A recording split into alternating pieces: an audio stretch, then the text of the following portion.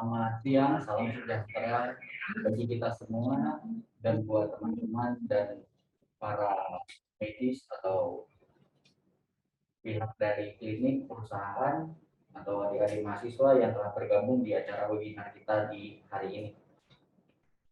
Saya mau memperkenalkan dulu narasumber kita dari Dr. Zuhri Dirgantoro SPPD. Beliau menyelesaikan S1-nya dari 2006 sampai 2010 di UPN Veteran Jakarta. Dosen profesi kedokterannya 2010 sampai 2012 di UPN Veteran Jakarta.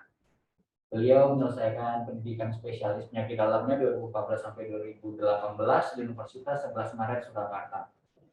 Beliau juga bekerja di Rumah Sakit Hemat Tamrin Cilengsi dan Rumah Sakit Ibu dan Anak Geraha Kenari. Kita mulai webinar kita di hari ini dengan judul Strategi Pencegahan Perburukan COVID-19 dengan Komorbid. Kalau teman-teman nanti ada pertanyaannya, boleh pertanyaannya itu diberikan melalui chat. Kita tidak bisa online tatap muka di layar. Dan nanti di terakhir acara di akhir sesi kita harapkan semuanya mengaktifkan kamera supaya ada dokumentasi di akhir acara. Waktu dan tempat kepada Dr. Zuhri kita berikan. Assalamualaikum warahmatullahi wabarakatuh. Terima kasih Pak Riki dan teman-teman yang hadir dalam Zoom ini. Saya sedikit akan membawakan tentang dengan tema strategi pencegahan perburukan COVID-19 dengan komorbid. Di mana faktor komorbid ini dapat sangat mempengaruhi pasien-pasien dengan COVID yang akhirnya menjadi perburukan pada pasien-pasien dengan COVID-19.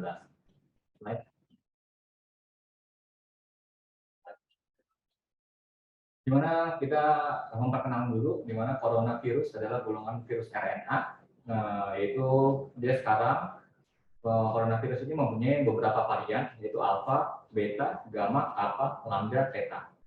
Kemudian WHO ini dan CDC di Amerika dan preventionnya telah menetapkan klasifikasi baru untuk virus corona.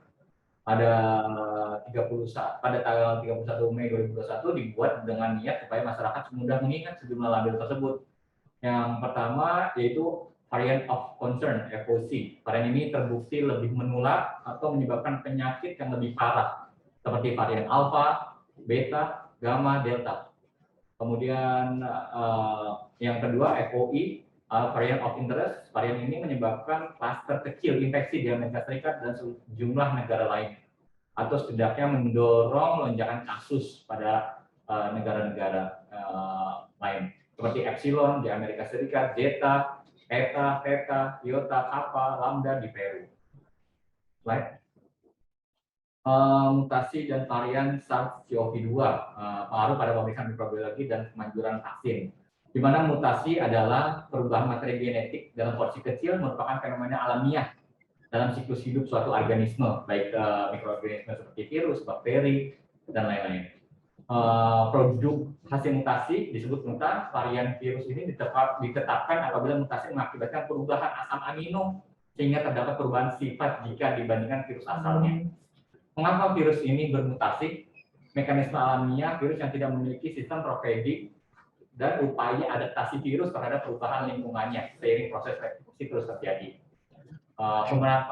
Kemudian kenapa sih yang paling dibicarakan itu varian delta lebih menular dibilangnya? Karena varian delta ini lebarnya masih penularan, jadi lebar penularannya, meningkatnya peluruhan virus, jadi lama di tubuhnya, lebih kuat reseptor, dia mengikat di tubuh manusia itu lebih kuat dan meningkatnya stabilitas lingkungan. Jadi dia itu mutasi menjadi meningkat stabil di lingkungan di hostnya. Ini adalah clinical symptom atau gejala COVID-19. Ada yang respiratory tract manifestasi dan extra respiratory tract manifestasi, dan ada systemic symptom atau gejala sistemik. Kalau yang respirasi biasanya hidung sinusitis, pada hidung rinitis, anosmia, rhinorea. Kalau pada tenggorokan bisa menjadi nyeri tenggorokan atau sore throat, mulut atau kehilangan indera perasa. pada paru, pada batuk, sesak napas, ada timbul swam yang banyak, ada nyeri dada, ada pneumonia, dan ARDS, akut respiratory distress syndrome. Kalau misalnya ekstra respirasi, itu bisa menyebabkan pusing, sakit kepala, terus kemudian sampai ketidaksadaran. Kalau pada otot atau muskular, mialgia, aplagia, terus nyeri-nyeri pada bahu, kemudian pada jantung bisa menyebabkan aritmia, COVID ini, dan nyeri dada, kemudian pada pada bagian perut atau abdomen bisa menyebabkan diare, mual, muntah, dan nyeri pada abdomen. Kalau yang misalnya untuk gejala sistemiknya bisa demam, malaise, lemah, letih, itu juga merupakan salah satu gejala sistemik pada COVID-19 ini. Next. Untuk masa inkubasi COVID-19 diperkirakan terjadi hingga 14 hari dengan waktu rata-rata 4-5 hari sejak timbulnya gejala. Suatu studi melaporkan bahwa 97,5% pasien COVID menunjukkan gejala dalam waktu 11,5 hari setelah infeksi SARS-CoV-2. Ini adalah beberapa stadium pada pasien-pasien COVID. Kita yang bilangnya ada yang tanpa gejala, ringan, sedang, berat, kritis. Kalau gejala tanpa gejala, ya cuman dia itu baik-baik aja orangnya, bisa perawatannya di isolasi mandiri di rumah atau fasilitas isolasi pemerintah. Pemberian obat-obatannya hanya vitamin-vitamin saja, vitamin C, vitamin D, zinc. Selama perawatan kurang lebih 10 hari isolasi sejak terkonfirmasi positif. Kemudian yang ringan, gejala ringan, itu ada gejala seperti demam dan sebagainya yang bisa kita lihat di monitor. Kemudian dengan frekuensi nafas yang masih normal dan saturasi oksigen juga masih normal, lebih dari 95%. Tempat perawatan bisa fasilitas isolasi pemerintah, isolasi di rumah bagi memenuhi syarat. Hati-hati pada pasien-pasien dengan komorbid dan geriatrik. Kemudian terapi, kita pemberian vitamin C, vitamin D, antivirus, seperti contohnya favipiravir untuk antivirusnya yang dipilihkan untuk gejala ringan, dan pemberian obat-obat simptomatik atau obat-obat sesuai dengan gejala, dan yang paling hati-hati juga pada pasien-pasien dengan komorbid, obati komorbidnya dengan khusus sekali. Kemudian selama perawatan 10 hari isolasi sejak onset ditambah 3 hari bebas gejala.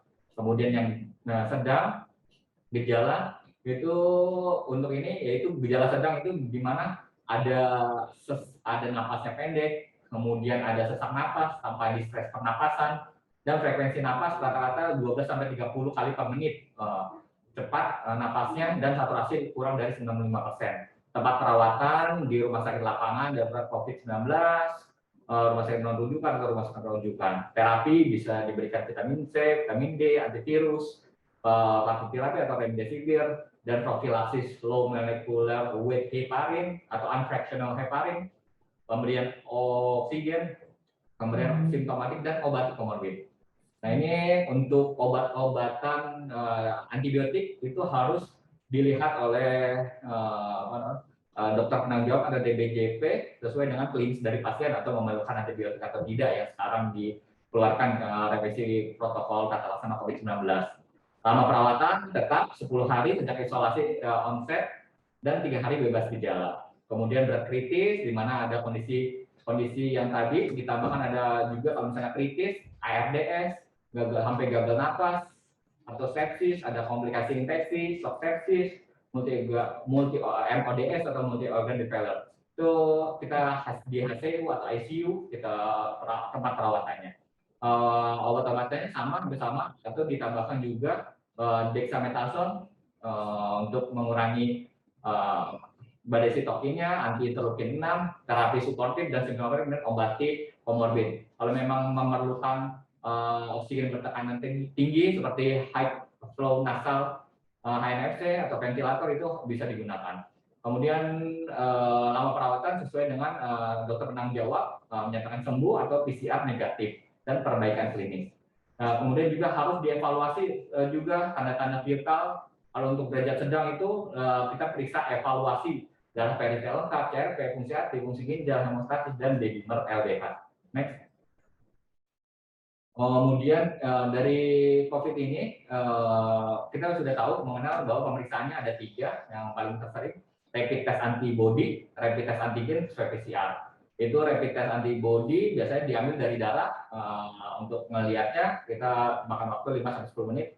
Rapid antigen yang kita sering dilakukan yaitu swab nasal sesuai dengan jenis kit yang antigen yang digunakan, kurang lebih waktu 30 menit di fasilitas pelayanan kesehatan. Yang golden standarnya yaitu swab PCR test, yaitu materi genetik DNA atau RNA dari virus SARS-CoV-2, yaitu pada sampel nasofaring dan swab tenggorokan atau orofaring. Waktu 1-2 hari setelah sampel diterima di laboratorium.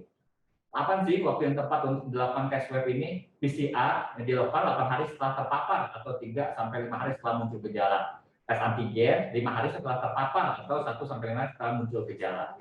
Kemudian kalau misalnya kita PCR negatif, disarankan untuk dilakukan PCR yang kedua, misalnya terdapat gejala. Jika tidak terdapat gejala ya cukup 1 kali saja. Misalnya terdapat gejala, disarankan untuk PCR yang kedua untuk hari berikutnya. Next. Komorbid apa sih? Komorbid itu penyakit penyerta yang diderita oleh seseorang ketika ia terserang suatu kondisi penyakit akut lainnya. Komorbid yaitu penyakit hipertensi, diabetes, penyakit kardiovaskular, gagal jantung, aritmia, CAD, penyakit gangguan respirasi, PPOK, asma, TB, gagal ginjal, autoimun, lanjut usia merupakan suatu komorbid. Ini adalah beberapa komorbid seperti usia tua lebih beresiko mengalami COVID-19 berat hingga meninggal dunia, di mana 46,9% kematian akibat COVID-19 di Indonesia terjadi usia kurang lebih dari 60 tahun. Kemudian yang 83,6% itu biasanya lebih dari 45 tahun. Penyakit sel sabit atau biasanya dibilang thalassemia, kemudian Down syndrome, kanker juga itu meningkatkan resiko sakit berat untuk terinfeksi. Penyakit gagal ginjal kronik, penyakit liver, demensia, diabetes, penyakit jantung, penurunan sistem imun seperti HIV, AIDS, kemudian riwayat transplantasi atau konsumsi steroid jangka panjang, kemudian penyakit paru kronik, asma, PPOK yang kena akibat rokok, dan ibu hamil juga itu juga beresiko untuk terjadinya COVID berat, sakit berat, masuk ICU, dan meninggal dunia juga bisa. Kemudian kelebihan berat badan itu juga meningkatkan resiko terkena sakit berat. Merokok juga, konsumsi alkohol juga meningkatkan resiko terjadinya COVID-19. Next. Ini adalah kondisi penyerta COVID-19, di mana prevalensi hipertensi di Indonesia 22%. Di mana yang positif hingga data ini ditentukan ada dari 22% itu ada 50,6% yang terinfeksi positif COVID-19. Kemudian di prevalensi DM di Indonesia 8,5%, 34,3%-nya itu adalah yang paling kedua tertinggi yaitu diabetes mellitus yang positif COVID-19, dan faktor menyebabkan kematian itu hipertensi paling tertinggi, dan yang kedua yaitu diabetes mellitus juga, dan seterusnya ada yang hamil dan sebagainya. Next. Diabetes mellitus tipe 2 itu terapinya berdasarkan stratifikasi derajat penyakit kondisi klinis COVID-19. COVID-19 gejala ringan, bisa rawat jalan, melanjutkan obat sebelumnya, tetapi direkomendasikan untuk meningkatkan frekuensi pemantauan, penyesuaian dosis obat OAD, obat hiperglikemia oral, OVO, insulin sesuai dengan kondisi gula darah. Kalau misalnya harus meningkat ya harus ditingkatin untuk pemberian obatnya atau insulinnya. Menghindari kondisi hiperglikemia yang dapat mempercepat perburukan. Next. Untuk gejala sedang disarankan untuk rawat inap dan mempertahankan regimen awal jika klinis kadar glukose dalam batas normal. Kalau misalnya memang tidak memungkinkan, gula darah makin tinggi, ganti dengan insulin. Direkomendasikan insulinnya itu basal bolus dibandingkan premix. COVID-19 gejala berat atau kritis disarankan untuk pemberian insulin intravena atau drip sebagai lini pertama. Kemudian kalau misalnya memang ada CCR-RT, yaitu di dosisnya penyesuaian dosis atau diberikan terapi plasma, ini harus dilakukan penyesuaian dosis insulinnya. Next. Ringkasan prinsipnya pada kadar glukosa pada pasien COVID, jadi pemberian pasien berat non kritis diberikan insulin subkutan sesuai dengan pemantauan glukosa pasien kritis diharapkan pemberian insulin drip atau insulin dengan menggunakan syringe pump. Next. Kemudian untuk penggunaan obat-obatan pada pasien COVID dengan diabetes tipe 2 seperti ACE, inhibitor, ARB, aspirin, statin itu tetap dilanjutkan kalau misalnya memang tidak ada kontraindikasi pemberiannya. Next. Kemudian untuk diabetes mellitus tipe 1 itu disarankan untuk pompa insulin atau insulin drip atau diberikan insulin basal bolus atau yang first line-nya itu insulin analog. Kemudian untuk glucocorticoid associated diabetes yang disebabkan oleh pemakaian obat-obat steroid, pemantauan kadar glukosa darah postprandial terutama, dan insulin sebagai terapi utama pilihannya. Next. Untuk geriatri, perlu perhatian pada efek samping dan window terapeutik obat-obatan pada pasien geriatri. Pasien geriatri lebih rentan mengalami badai sitokin karena karena imunisasi yang memberat pada pasien-pasien dengan geriatri. Rekomendasi pertimbangan pemberian kortikosteroid pada geriatri, hati-hati atau pemberian kortikosteroidnya. Untuk autoimun, belum ada bukti menunjukkan peningkatan resiko infeksi COVID-19 pada pasien autoimun. Dianjurkan tidak menghentikan terapi imunosupresan untuk mencegah flare up. Next. Ini adalah data-data kematian dan fatality rate-nya, case fatality rate untuk usia, di mana semakin tinggi usianya, COVID-nya itu semakin tinggi juga, di usia 70 sampai 79 tahun itu meningkat untuk terjadinya COVID-19. Nah ini untuk kematian yang B, grafik B, untuk itu resiko kematian yaitu akan meningkat juga sesuai dengan usia. Semakin tinggi usianya, semakin tinggi juga untuk kematiannya. Kemudian untuk terjadinya kasus yang berat atau fatality rate-nya itu semakin tinggi dengan usia juga. Next. Bagaimana kita harus mencegah pada pasien-pasien geriatri ini tetap baik dan sehat? Menurut CDC, mortalitas meningkat pada usia berusia 80 tahun ke atas pada ini meningkat. Kemudian tetap aktif menjalin komunikasi secara rutin dengan memanfaatkan teknologi dan telekomunikasi, melakukan aktivitas pola hidup bersih dan sehat, melakukan aktivitas religi di dalam rumah, melakukan hobi dan kegiatan di rumah, melakukan olahraga rutin di rumah. Jika lansia dengan gejala klinis COVID, segera lakukan isolasi mandiri dan hubungi pasien jika ada perburukan kondisi. Next. Kemudian yang selanjutnya hipertensi, yaitu komorbid prevalen pada COVID-19 dan pada COVID-19 dengan ARDS.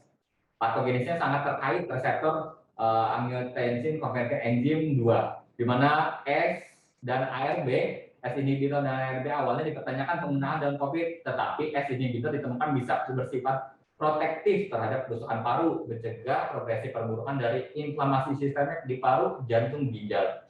ARB tetap disarankan untuk dilanjutkan penggunaannya pada hipertensi COVID-19 dan European Society of Cardiology merekomendasikan S inhibitor dan ARB sebagai antihipertensi tetap digunakan.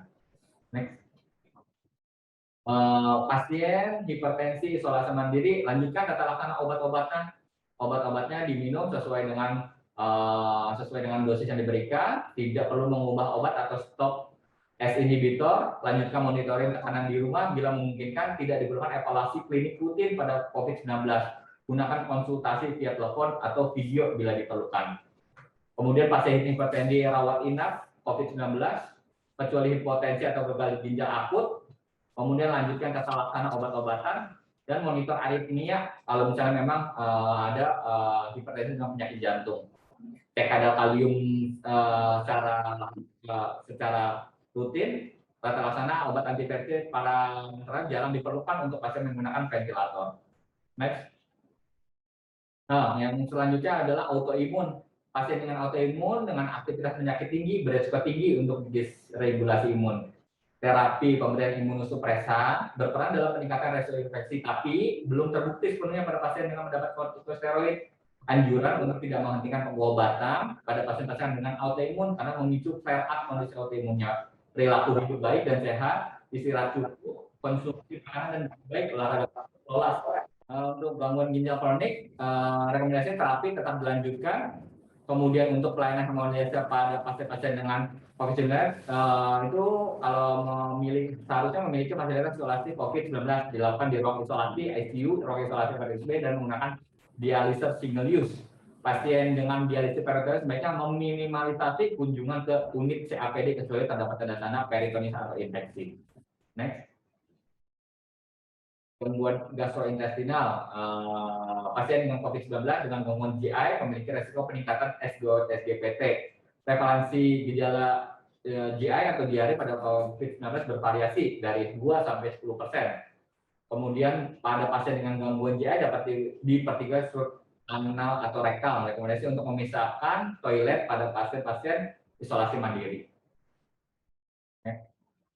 Ini juga yang selanjutnya itu resiko terjadi trombosis dan gangguan koagulasi, yaitu peningkatan D-dimer, yang salah satunya bisa menyerang emboli paru.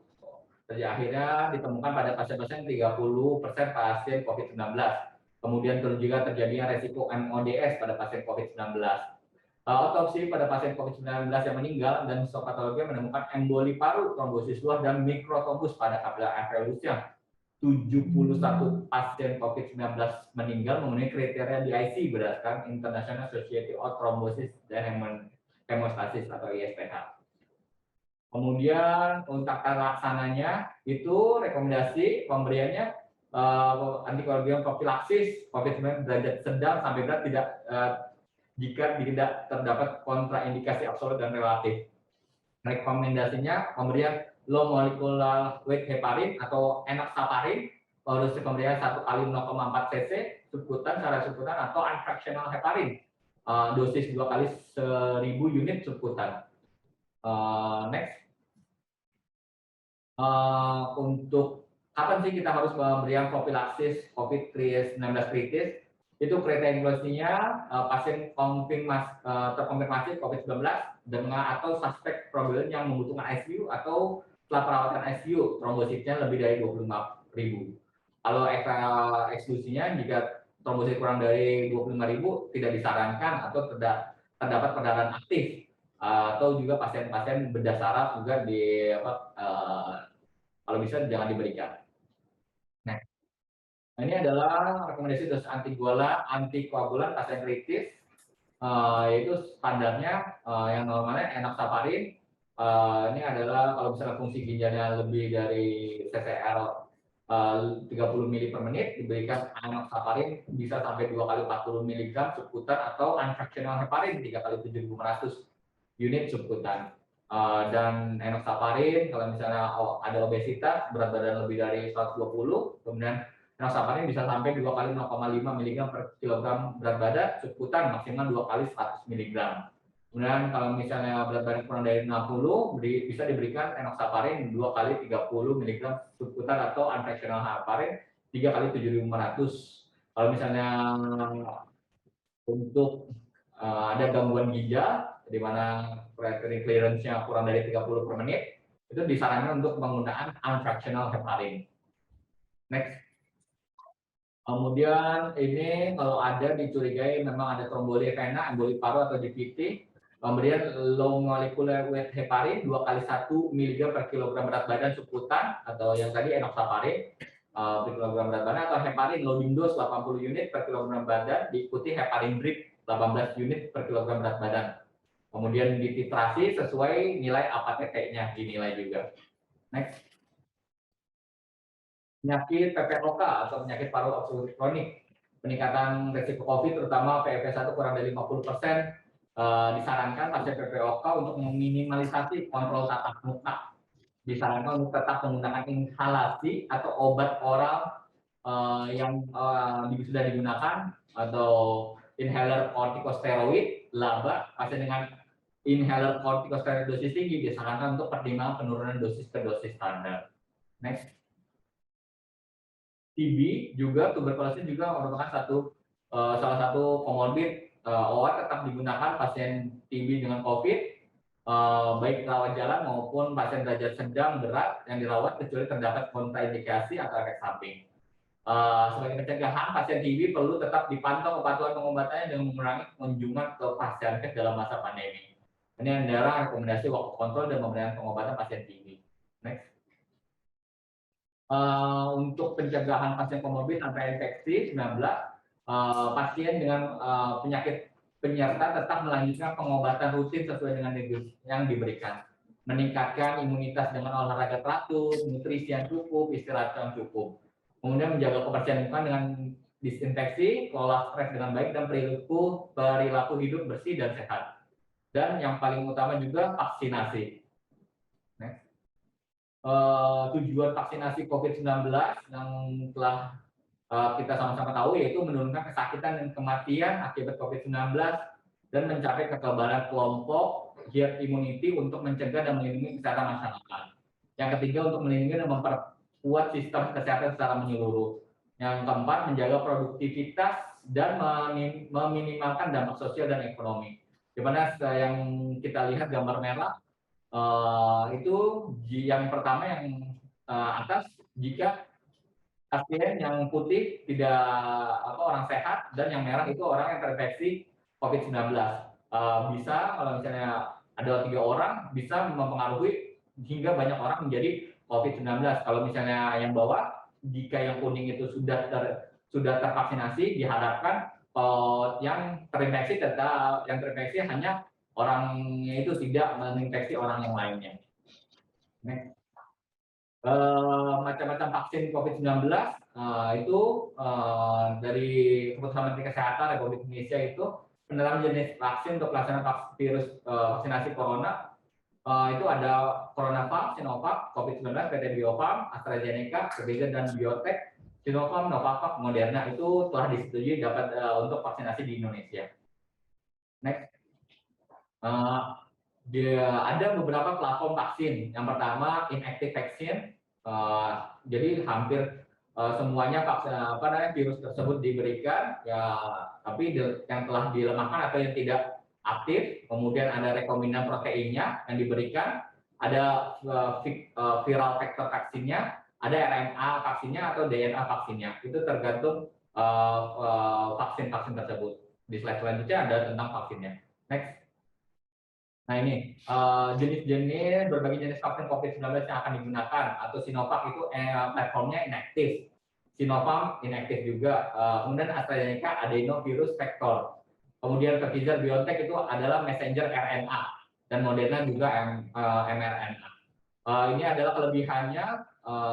Itu kalau untuk yang inaktif platform sudah terbukti banyak digunakan pada vaksin lainnya, sangat aman dan imunogenitasnya baik, sama seperti Sinovac dan Sinopharm. Kemudian kalau untuk AstraZeneca, harganya lebih murah dari vaksin mRNA, lebih jarang memicu reaksi alergi dibandingkan vaksin mRNA. Kemudian Pfizer BioNTech lebih cepat dibuat tanpa fase uji coba pada hewan, lebih mudah dibuat, dan imunogenitasnya tinggi sekali untuk terjadinya imun pada yang diberikan vaksin.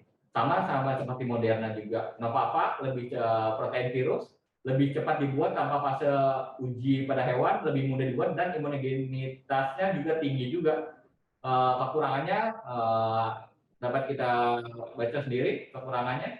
Kemudian untuk approvalnya status approvalnya sudah banyak diberikan di Amerika, sudah yang paling di Amerika yaitu Pfizer dan Moderna yang disetujui oleh Amerika. Next. Kemudian ini rata-rata pemberian vaksin itu dicapai dengan 2 dosis. Sinovac 0 sampai 14 hari, ada yang 0 sampai 21 hari, dan rata yang paling tertinggi 28 hari atau 4 minggu secara ini. Pemberiannya juga secara intramuskular. Kemudian tingkat efikasinya untuk Sinovac 91,25% di Turki, di Indonesia 65,3% untuk tingkat efikasinya. Kemudian kalau yang paling tertinggi yaitu Pfizer, BioNTech, dan Moderna, yaitu tingkat efikasinya 95% dan 94,1% dengan menggunakan metode mRNA, messenger RNA. Next. Kemudian jangan lupa juga makanan juga mempengaruhi gizi kita, di mana status gizi mempengaruhi sistem imun. Perbanyak konsumsi sayur, buah, kaya akan antioksidan. Kemudian ini adalah dari Kementerian Kesehatan, panduan piring makan, setengah piring makan terdiri dari harus sayuran dan buah, seperempatnya terdiri dari protein, dan seperempatnya adalah makanan dipenuhi dengan biji-bijian utuh dari beras, gandum, atau pasta. Next. Kemudian jangan lupa juga latihan aktivitas fisik, kegiatan menggunakan tenaga, latihan fisik, exercise, frekuensi, intensitas, waktu, gerakan secara teratur, olahraga, aturan, dan kompetisi. Rata-rata 150 menit seminggu dibagi 3-5 kali dalam seminggu, 30 menit sehari, intensitas ringan hingga sedang. Yang penting heart rate ada kenaikan beberapa persen dari yang dari sebelumnya. Harus ada pemanasan, latihan inti, dan pendinginan. Kurang lebih harus ada jarak 2 jam dari makan. Terima kasih. Mungkin itu saja yang bisa saya sampaikan, Dr. Riki. Baik, terima kasih Dr. Zuri atas ilmu dan sharingnya tentang vaksin, komorbid, dan tata cara apa yang harus kita lakukan pada saat kita terjangkit. Kita buka sesi tanya jawab. Ini ada dari salah satu peserta kita, Dokter. Pertanyaannya itu pertanyaan dari Bapak Sugiatno, jika long COVID hasilnya negatif, masih bergejala pusing dan batuk, apakah masih menular? Ini sepertinya pertanyaan seperti dokter jelaskan tadi sesuai dengan DPJP yang memutuskan apakah itu pasien sudah tidak menularkan atau sudah layak pulang. Terima kasih, Dr. Riki. Terima kasih, Pak Stefan. Sugiatno. Ya, untuk jika dilakukan pasien masih ada keluhan, yaitu keluhan batuk, keluhan saluran pernapasan, atau istilahnya long COVID kita sering dengar, tapi pasien hasil swab PCR negatif 2 kali, itu sudah tidak menularkan.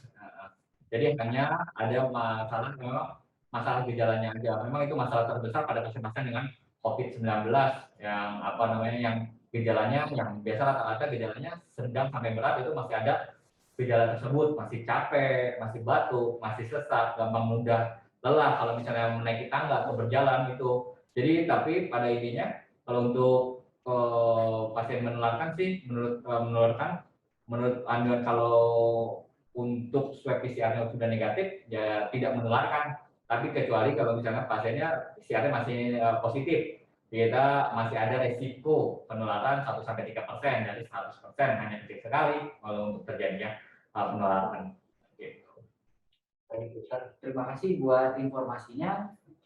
Ini kita juga buat teman-teman, kita lagi menunggu pertanyaannya. Selagi belum dapat pertanyaan dari teman-teman, saya ingin mengajukan pertanyaan, Dokter. Ini sering yang ditanyakan dari teman-teman kita juga. Pada saat ini banyak orang itu yang punya masalah dengan imunitas, dia punya masalah dengan sistem imunnya, dan pertanyaan mereka itu selalu sama. Apakah bisa orang yang mempunyai masalah dengan imun dilakukan vaksin? Dan sebaiknya vaksin yang mana mereka gunakan? Ya, dari rekomendasi PB-PABDI itu PABDI menyatakan bahwa pasien-pasien dengan autoimun atau yang mempunyai penyakit-penyakit penyakit yang menurunkan imunitas, itu bisa dilakukan vaksinasi.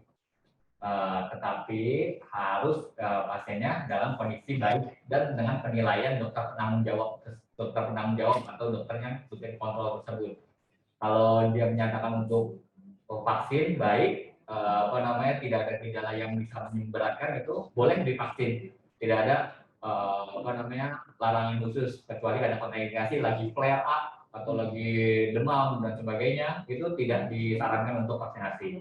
Kemudian untuk vaksinnya sebenarnya beberapa untuk vaksin boleh, hampir boleh semua gitu. Kemudian vaksin itu pemberian vaksin Sinovac atau pemberian vaksin Moderna, Pfizer itu boleh untuk pasien-pasien dengan COVID dengan autoimun. Jadi dok, dengan posisi inaktif virus maupun yang mRNA itu tidak ada masalah buat mereka ya. Kalau dari Oke, baik. Terima kasih buat infonya dok. Ini kita juga lagi nunggu teman-teman ada pertanyaan. Soalnya sampai saat ini baru 1 orang saja yang bertanya. Dan kita masih punya waktu kurang lebih 5 menit lagi.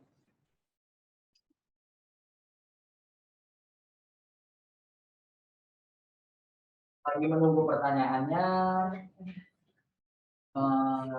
Dokter Zuri itu melakukan praktek dan praktek di rumah sakit Mata Merin itu ada di bawah, bisa dibaca sendiri. Kalau ingin berkonsultasi langsung dengan dokter, itulah dari hari Senin, Selasa, Rabu, Kamis, Jumat, Sabtu, dan jamnya tertera di monitor.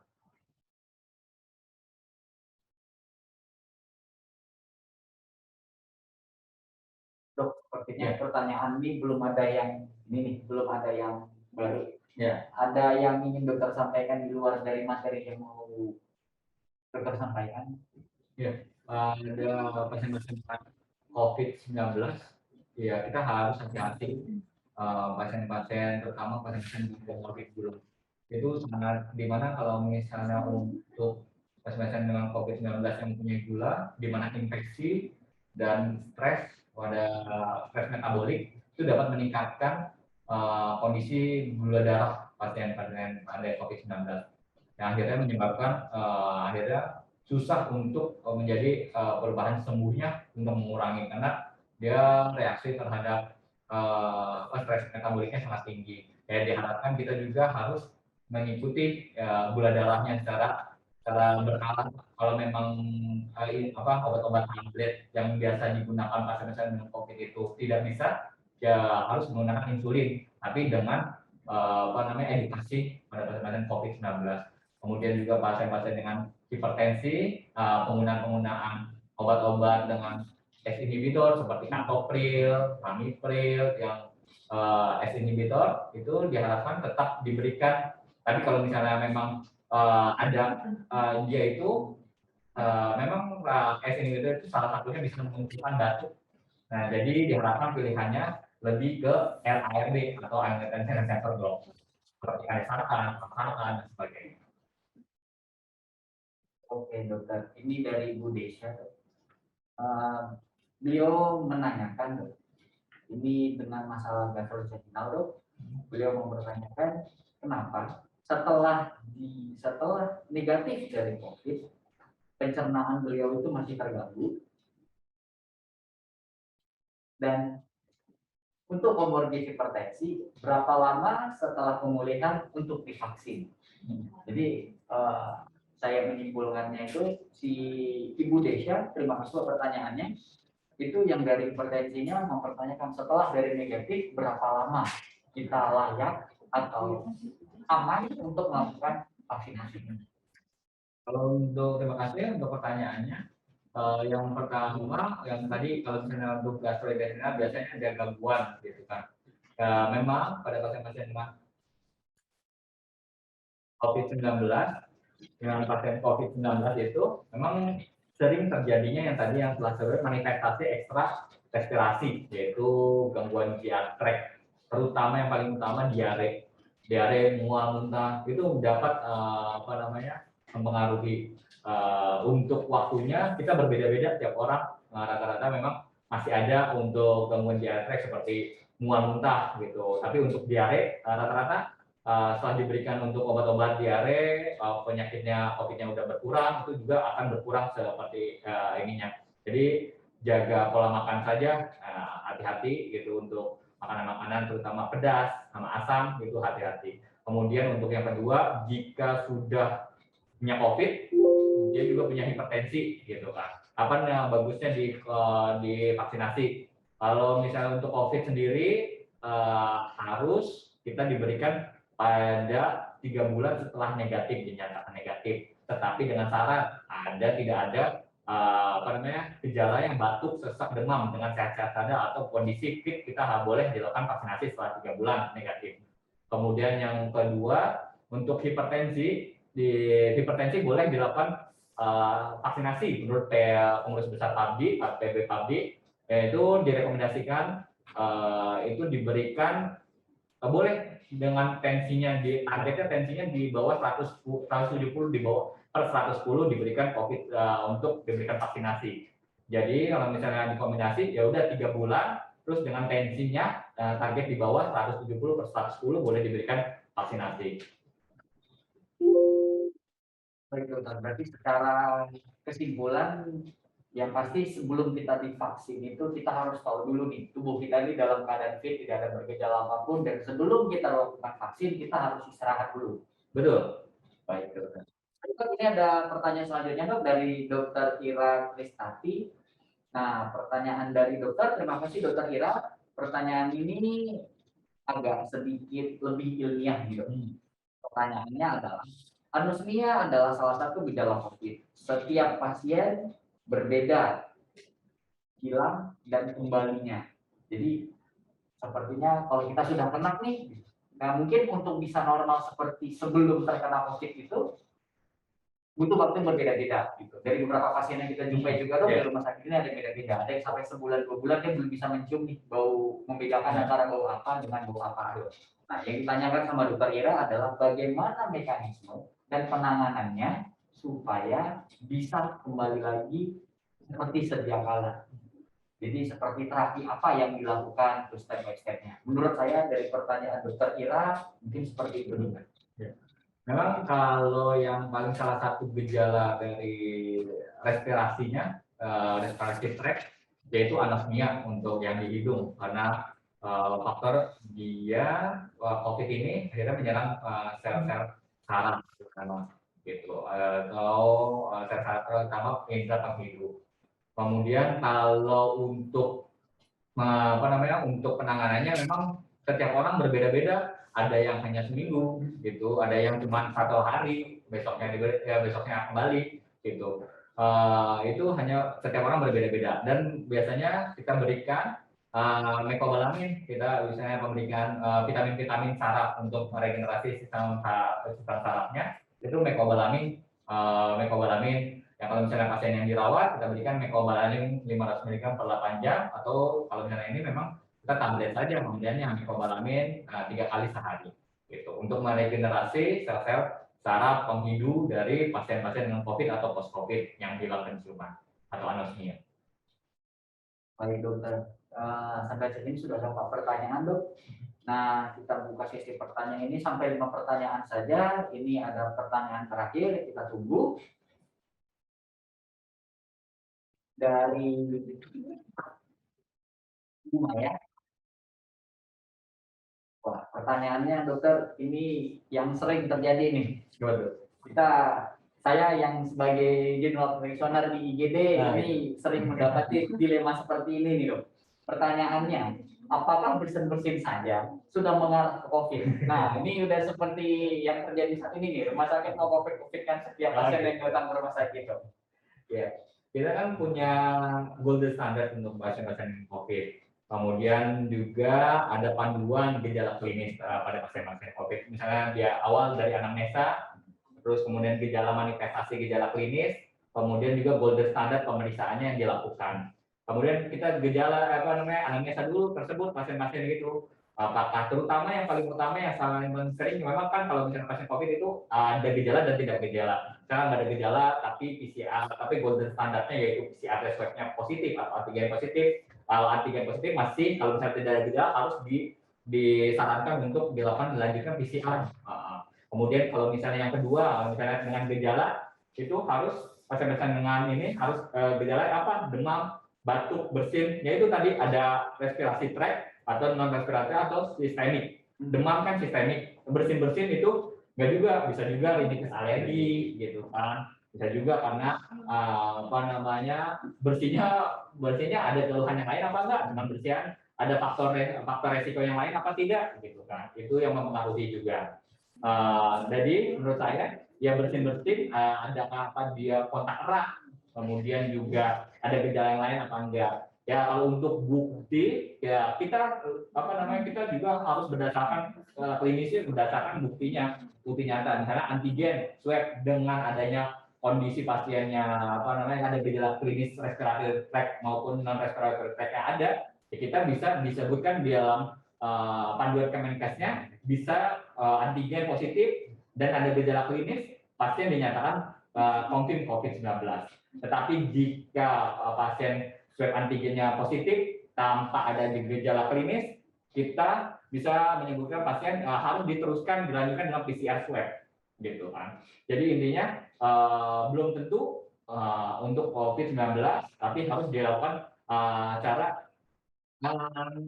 objektifnya. Kalau misalnya ini kan subjektif, bersih-bersihin. Kalau objektifnya apa? Objektifnya yaitu pemeriksaan penunjang tersebut, PCR maupun antigen. Gitu kalau misalnya itu. Jadi ya jangan kita mengkopi-kopi kan enggak. Nah, kita ini. Iya, soalnya sering kita alamin. Iya, betul. Sering kita alamin, apalagi kita di garis terdepan dalam sebuah rumah sakit atau klinik, gitu kan, dan sering terjadi salah paham antara kita dengan pasien dan keluarga pasien. Pasti dokter-dokter yang juga kita mempunyai penilaian tersendiri jika memang tidak apa ya menurut keluarga ini, tapi kan penilaian penunjang beberapa harus dilihat juga, tidak serta-merta kita mengkopikan pasien juga. Kalau misalnya memang tidak ada gejala, tidak ini ya rawat ruang biasa juga nggak ada masalah gitu kan untuk pasien-pasien COVID. Kecuali penunjangnya nantinya ada meningkat sesuatu, ya kita berikan untuk kita isolasi untuk dilakukan pemeriksaan swab.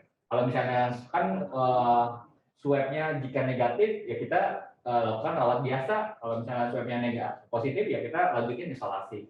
Gitu, pemberian antivirus kurang lebih 5 hari dan menurunkan gejala pasien-pasien dengan obat-obatan simptomatik, paracetamol dan sebagainya. Baik dokter, dan sepertinya saya ingin menjelaskan atau meluruskan lagi, dan pada saat di PCR pertama itu negatif, kita akan lakukan untuk kedua kali ya dok? Iya, memastikan benar-benar dia negatif. Iya, kalau pasien dengan adanya gejala, kita misalnya PCR yang pertama negatif, kita harus melakukan pemeriksaan kedua PCR. Itu disarankan oleh Kementerian dalam buku pedoman tata laksana COVID-19. Gitu. Jadi hari pertama negatif dengan adanya gejala, ya kita harus pemeriksaan kedua, gitu. Minimal 2 pemeriksaan dilakukan PCR COVID-19. Baik dokter, terima kasih dok buat ilmu dan sharing-sharing ilmunya buat kita. Kita tutup pertanyaannya.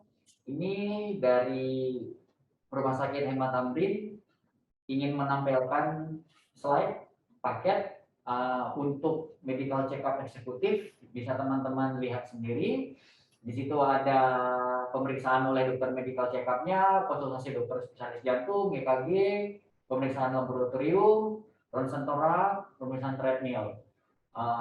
Jadi Rumah Sakit Hemat Tamrin sudah memulai dan sudah dilakukan untuk yang medical check up eksekutifnya. Screening diabetes juga sudah ada di layar kita masing-masing. Pemeriksaan oleh dokter medical check up, konsultasi spesialis penyakit dalam. Mungkin nanti bisa ke dokter Zuri lagi untuk konsultasinya. Buat stroke ini juga ada medical check up-nya, konsultasi spesialis saraf, pemeriksaan laboratorium, HbA1c, kolesterol total, elektrolit, hematologi lengkap, HDL, LDL, triglycerid. Baik, buat teman-teman yang sudah bergabung, terima kasih banyak atas waktu dan perhatiannya. Mungkin di lain waktu kita bisa melakukan webinar yang lain ya tuh dengan topik yang berbeda. Mungkin. Baik, terima kasih. Selamat sore, salam sejahtera.